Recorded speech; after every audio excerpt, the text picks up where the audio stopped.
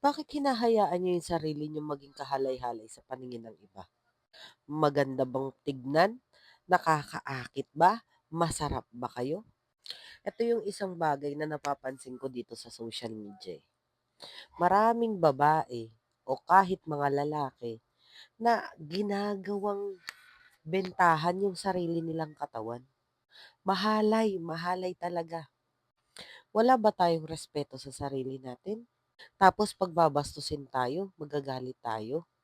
Sasabihin niyo nasa mindset kasi ng tao 'yan. Bata, matanda nga nire-rape. Hindi gano'n.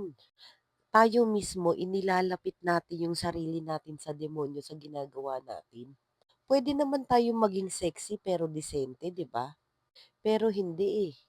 Ginagawa natin, ipinapakita natin sa social media, sumusubo ng hotdog ng isang buo. Nakakaakit. Nakakaakit ba 'yun? Kulang na lang sabihin mo na i-VJ ko kayo. Etong social media, maraming bata na nakakanood dito. Maging ehemplo naman sana tayo. Akala kasi ng mga kabataang nanonood dito sa social media, nakakatuwang bagay yun.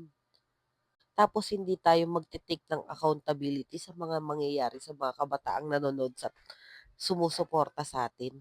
Sasabihin natin, sila naman yun eh, desisyon naman nila yun eh. Be, accountable ka din. Kasi pinapakita mo sa mga kabataan na yung ginagawa mo, tama, na nakakatuwa, na nakakahanap ka ng suporta ng ibang tao.